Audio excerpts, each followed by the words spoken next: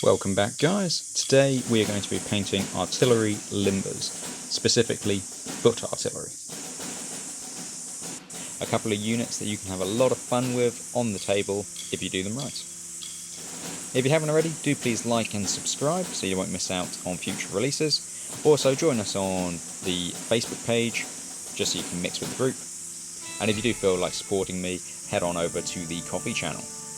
So, what are we going to need? First, we're going to need paintbrushes. Then we're going to need our paints. We're going to need a couple of tools just for clipping and cutting back the sprue. And then we're going to need our base coating material, in this case, black spray paints. Pretty well the same stuff that we always use. So, first up, we're going to be using Army Painter Uniform Grey. And for ease, I'm just doing all of the horses the same colour. So I'm just going to have grey horses across the board. However, you could use whatever colours you want. You could use browns, blacks, whatever you fancy, or you could do different colour horses for different armies. But just for ease, I'm sticking uniform grey for the horses. Next up, we're going to use Game Colours Leather Brown, and we're going to be using that for all of the woodwork of the limber itself. Also, I'm going to be using that on the leather work on the horses. Again, it's all about speed painting, it's all about getting them done quickly, and so they look okay and ready for the table. So, don't waste your time. Game colour, leather brown.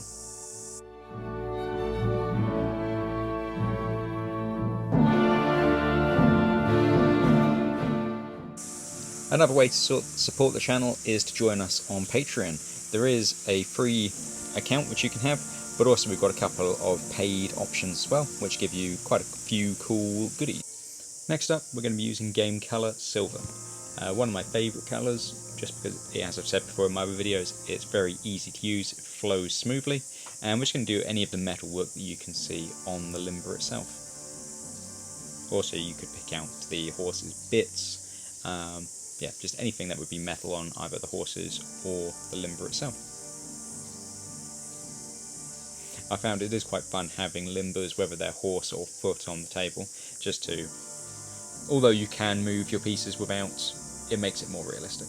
Anyway, after we've got those three colours done, it's time to apply a dark brown or black wash over the whole miniature.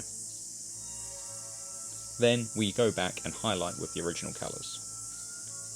At this stage we then add flocking materials to do the bases. So as you can see, it's a very easy process. We've got three colours up to this point, and then we're using those same three colours for the highlights. Then we're flocking and doing the basing. And then we have our figures all finished and ready for the table. And I think they've turned out pretty well, if I'm going to be honest. I mean, did I spend as much time on them as I would my infantry or cavalry? No, I didn't. But they are kind of secondary pieces. They're more scenery than anything, and I think they've come out good enough. So leave a comment down below if there's anything else you want to see me paint. I'm open to all suggestions.